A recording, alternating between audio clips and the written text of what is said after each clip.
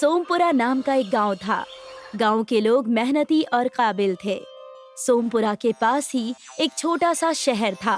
लोग वहीं जाकर खरीदारी करते थे और छोटे छोटे व्यापार से अपना घर चलाते। सोमपुरा गांव शहर से करीब होने के कारण सोमपुरा गांव के लोग शहर के रंग में ढल चुके थे। उसी गांव में जग्गा नाम के एक व्यक्ति थे। उनकी उम्र 100 साल की थी। वो शांति पूर्वक और साधारण जीवन बिता रहे थे। कहने के लिए तो उनकी उम्र 100 साल की थी, लेकिन जग्गा को देखकर कोई कह नहीं सकता था कि उनकी उम्र 100 साल की है।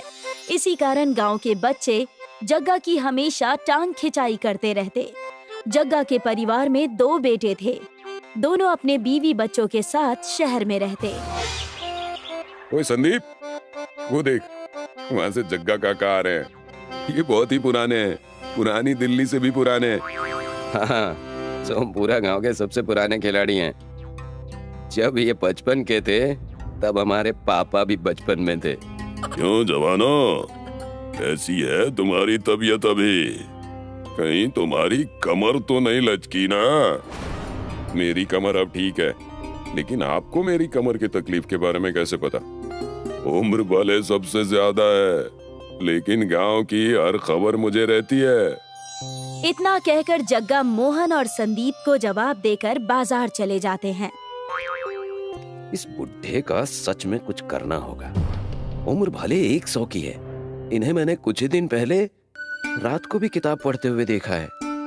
अरे वो सब छोड़, चल बाजार पिज्जा खाने चलते हैं। जग्गा बाजार जाकर अपने घर की खरीदारी करने लगते हैं।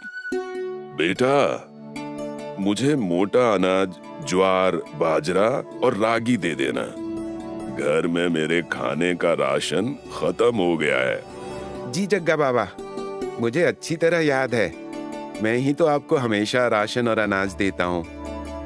जग्गा वहाँ से मोटा अनाज लेकर जा ही रहे होते हैं कि उसे संदीप और मोहन अपनी बाइक पर मिल जाते हैं और जग्गा से कहते हैं, अरे जग्गा काका, क्या आप वही हमेशा ज्वार और बाजरा लेकर घूमते रहते हैं? आइए हमारे साथ, हम पिज्जा और बर्गर की दुकान पर जा रहे हैं। आ जाइए। हाँ बुड्ढे, चल हमारे साथ, तुझे जन्नत दिखा देंगे। बेटा, मुझे मेरे नरक में ही रहने दो। जग्गा के जवाब देने से मोहन और संदीप को गुस्सा आ गया और उन्होंने जग्गा को सबके सामने बेइज्जत करने की सोची। इस बुढ़े को सबक सिखाना ही होगा। ये हमेशा ही हमें नीचा दिखाकर चला जाता है।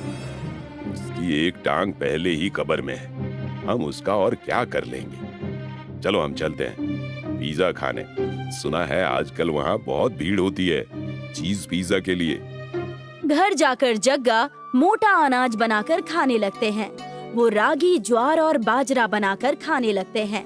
तभी उनके घर उनका बड़ा बेटा आ जाता है अपने पूरे परिवार के साथ, कुछ कपड़े और राशन लेकर। पापा, कहाँ हैं आप? ये देखिए, मैं आ गया। और हमारे साथ आपके बेटे का पोता यानी आपका पड़पोता भी है। मैं तुम्हारा इंतजार कर रहा था। मैंने तुम्हारे परिवार के लिए पहले से ही खाना बना कर रखा है। अरे हम अपनी व्यवस्था करके आए हैं। हम तो बस आपसे मिलने आए थे और सोचा आपको आपके पड़ पोते का चेहरा दिखा दूं। पता नहीं फिर कभी आप देख पाएंगे या नहीं। मेरा आशीर्वाद सबके साथ है। तुम उसकी और मेरी चिंता करना छोड़ दो।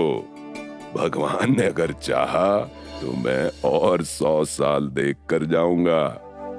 मयूर अपनी पत्नी के साथ आंगन में जाकर बातें करने लगा। देखा भाग्यवान, अभी तक इन्होंने बेड नहीं पकड़ा है। हम हर बार सोचते हैं ये इस ठंडी में नहीं कर पाएंगे, और ये देखो, इन्हें जरा भी ठंड और सर्द का असर नहीं है। हमारे लिए खाना बनाकर हमें खिला रहे हैं। वही तो जी, कब ये परलोक सिधारेंगे और कब हमारे जमीन का बंटवारा होगा। अब तो हमने भी अपने पोते देख लिए और ये अब तक टिके हुए हैं। मयूर और उसकी पत्नी बातें कर ही रहे थे कि जग्गा उन्हें खाना खाने के लिए आवाज लगाते हैं। अरे आ जाओ, मैंने तुम्हारे लिए खाना लगवा दिया है। बाजरे की रोटी और सरसों का साग। ठंड में ये खा लेने से तंदुरुस्ती आएगी, आलस नहीं। लेकिन पिताजी, हम अपना खाना लेकर आए हैं। हमें गांव का टिकाऊ खाना अच्छा नहीं लगता और ये हमारे गले से भी नहीं उतरेगा। वही तुम्हारे नखरे, देशी चिड़िया विदेशी भाषा जैसा हाल। मत खाओ, मुझे क्या, मैं इसे रखकर सुबह खा लूंगा। जग्गा अपना बनाया हुआ मोटा अनाज खाते हैं और उनका परिवार शहर से लाया हुआ पिज्जा और बर्गर खाकर सो जाते हैं। हमेशा की तरह जग्गा सुबह जल्दी उठकर व्यायाम करने लगते हैं, लेकिन मयूर और उसकी पत्नी गहरी नींद में सो रहे थे।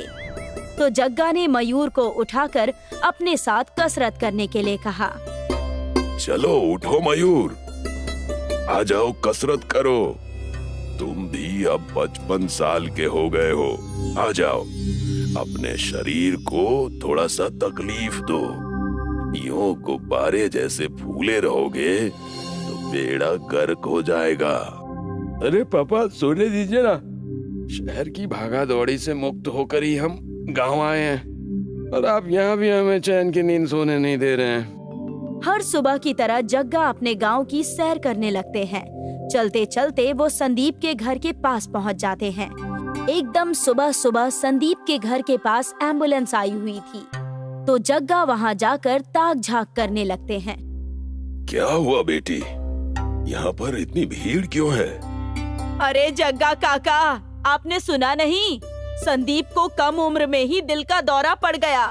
कल रात को ही पास के अस्पताल में भर्ती कराया गया था उसे, और अभी उसे लेकर आए हैं, लेकिन उसकी तबीयत कुछ ठीक मालूम नहीं पड़ रही है।